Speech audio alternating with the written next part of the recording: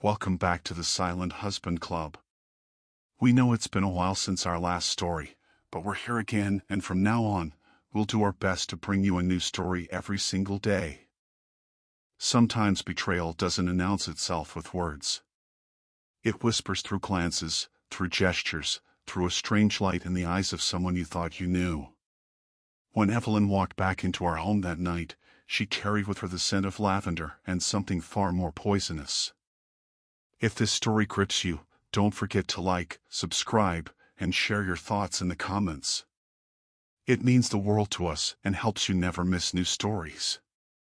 The fragrance of lavender lingered in the air, heavy and sweet, laced with that exotic mix of oils she had raved about for weeks from the Silverbrook retreat. And now Evelyn was standing in our kitchen, glowing in a way I hadn't seen in months. Her cheeks flushed, her eyes alive. She hummed a tune I didn't recognize, almost dancing past me. It wasn't just the look of a woman who'd had a pleasant day, it was something deeper.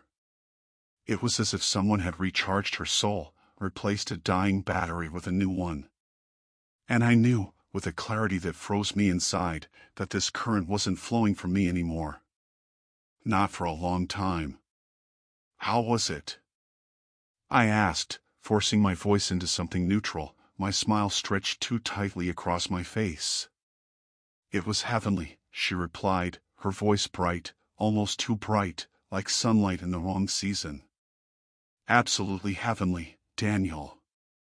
They had this facial treatment, I swear, it erased 12 years off my face. You should try it sometime. I nodded slowly, but inside me a knot was twisting tighter, a cold mix of bile and dread. Her voice was too light, her body too free, as if she just set down a burden or a guilty secret. For weeks I had felt it.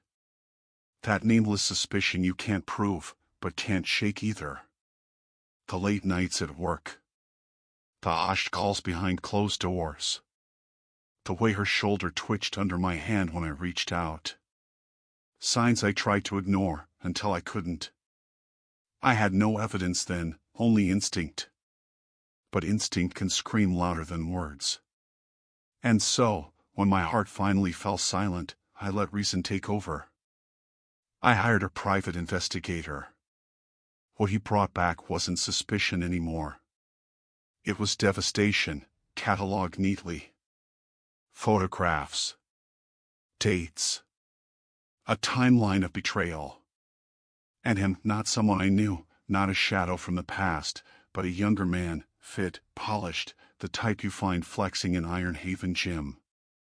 The same gym where she claimed she was just doing back exercises.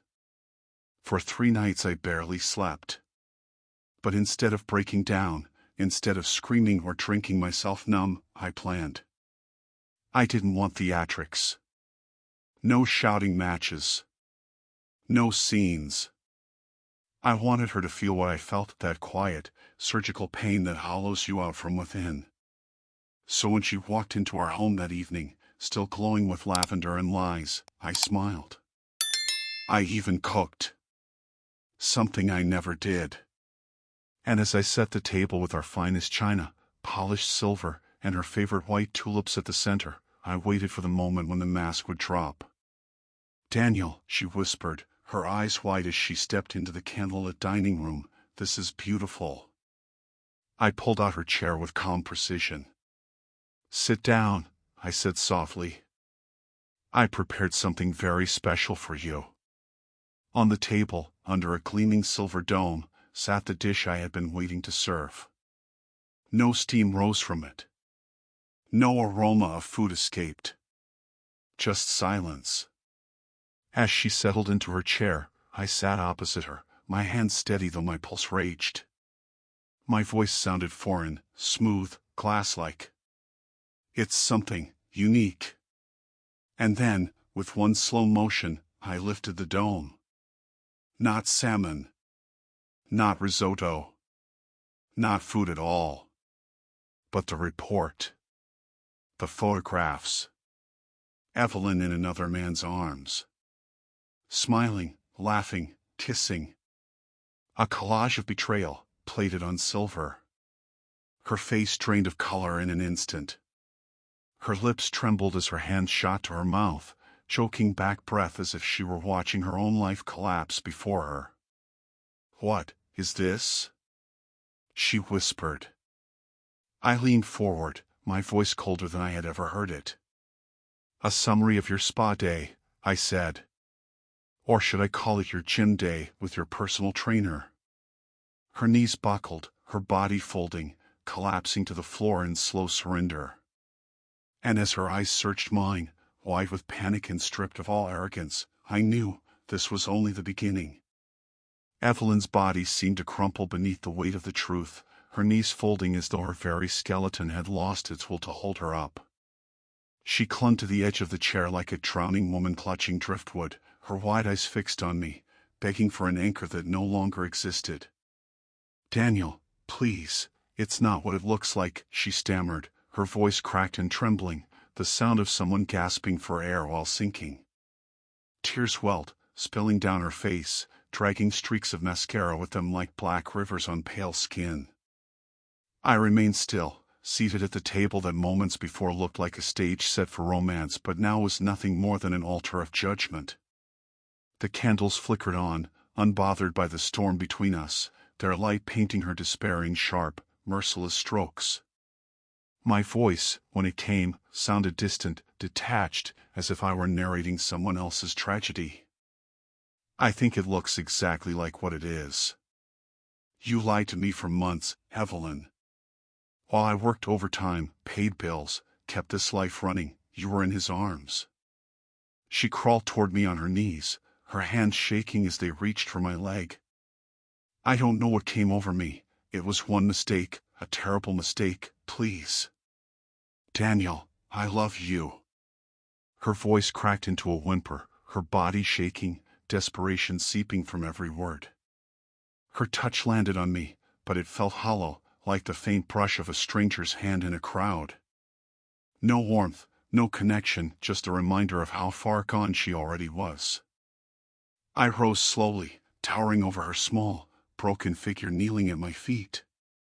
My breath came steady, but inside I felt the fire had already burned down to ashes. "Forgiveness?" I repeated, the word falling from my lips like venom. "You think a few tears, a few words of regret can undo this? Evelyn, this isn't some cheap drama on TV. This is our life. And you smashed it to pieces." She sobbed now, unrestrained, her body shaking with convulsions as the last of her composure dissolved. I was lonely. I felt unloved. I don't even know why. I was weak, Daniel. I was weak. Her words dissolved into sobbing, her voice breaking under the weight of her excuses. My jaw tightened as I leaned closer, my voice harder now, the mask of calm breaking just enough to let my anger bleed through. "And you think I never felt lonely? You think I never wondered if we were just going through the motions, stuck in a routine? But I stayed, Evelyn. I fought for us. I held on when it was hard. And you? You found comfort in a gym trainer." Her head dropped into her hands, her sobs muffled against her palms, her entire frame trembling. For a moment, I simply stared at her, this woman I once believed was my partner, my safe place. And all I could feel was emptiness, a void so vast it swallowed any trace of pity or rage. The only thing that remained was the cold certainty that there was no road back.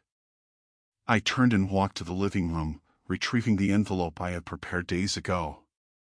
My fingers closed around it with the steadiness of a man who had already said goodbye in his heart.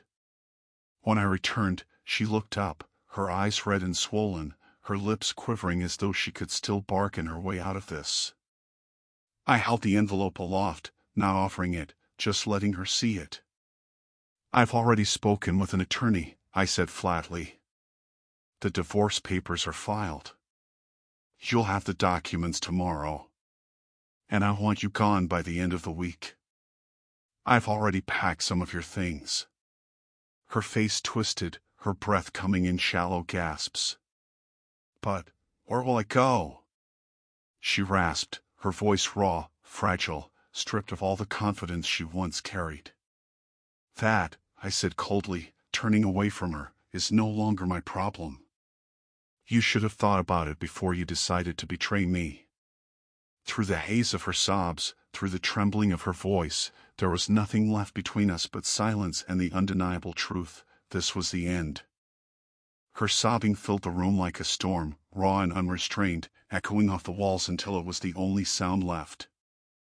I stood there, whiskey glass in hand, watching her collapse into a trembling heap on the polished floorboards. For years I had imagined how I might react if betrayal ever found its way into our home. Would I rage? Would I scream until my throat tore? But instead, I felt nothing, no heat, no fury, only a hollow stillness that settled in my chest like ash after a fire. The man who once would have fought for her, for us, had already burned away. I walked into the living room and poured myself another drink, the amber liquid catching the light of the flickering candles from the dining room. From the corner of my eye I could see her, still kneeling, her shoulders shaking violently as if her body itself was rejecting the truth. The sound of her breaking no longer pierced me, it was distant, almost abstract, as though I was watching a scene from a play I no longer wished to attend. And as I swallowed the burn of the whiskey, I realized that the emptiness I felt wasn't weakness. It was strength. It was the end of her power over me. Behind me her voice cracked through the silence, torn and desperate. Daniel, please. I can't lose you. I don't know how to do this without you. Her words scraped at me, like nails across glass, but I didn't turn around. Instead, I stared into the depths of the glass in my hand, as though the answer was buried in its depths. Finally, I spoke, my tone flat, stripped of all emotion. You've been living without me for a long time, Evelyn. You only need me now because you've fallen. Not because you love me. Her sobs faltered, replaced by silence so heavy it seemed to press against the walls. I knew she was standing there, watching me, waiting for some sign of mercy, some hint of the man she used to know. But there was nothing left to give. My heart had already walked out long before she packed her first secret gym bag. I left her in the dining room and stepped into the hallway, the sound of her quiet weeping following me like a shadow. In the bedroom, everything was neat, almost sterile. The bed was made too perfectly, the air too still, a sharp contrast to the chaos unraveling outside. I set my glass on the nightstand and sat on the edge of the bed, pressing my hands against my face, not out of grief, but out of sheer emptiness. My body was buzzing, every nerve alive, yet I felt nothing. No desire to scream, no urge to cry. Just clarity.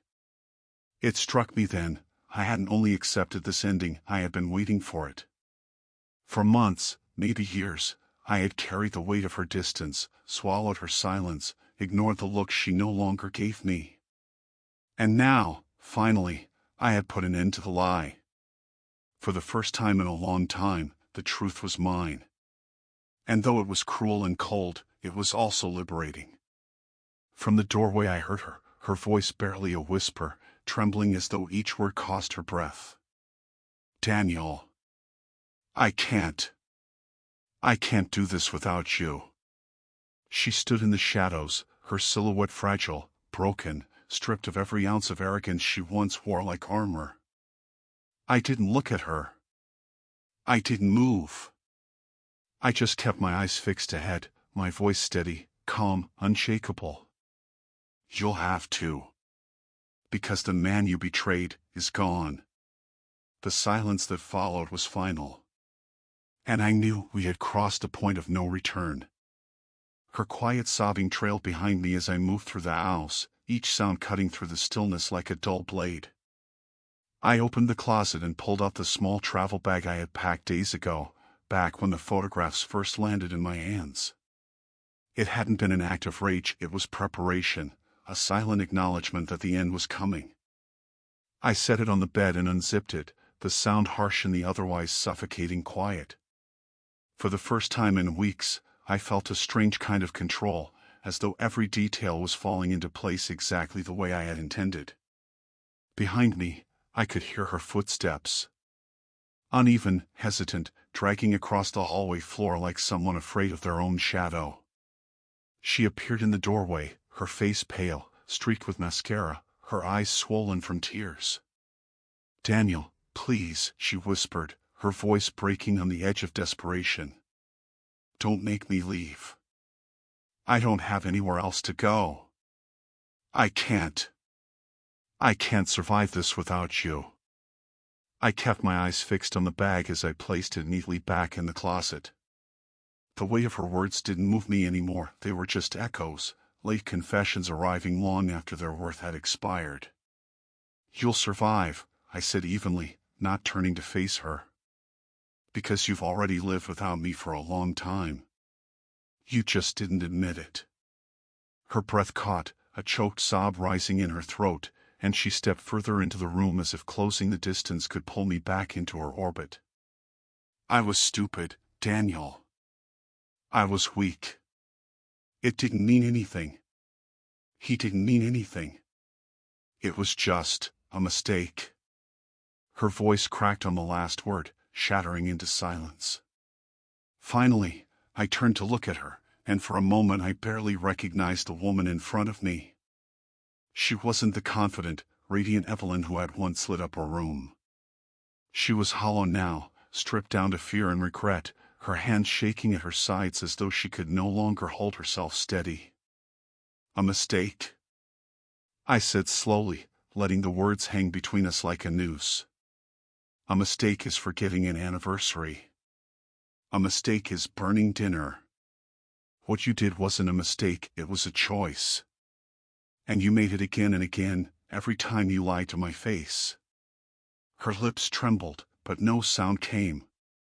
She just stood there, crushed under the weight of her own silence, as though finally realizing that every plea, every excuse was meaningless against the truth already written in photographs and ink. I drew in a deep breath, steadying myself, and finally spoke the words I had been holding back. "I'll be sleeping in the guest room tonight. Tomorrow, you start packing. By the end of the week, you're gone."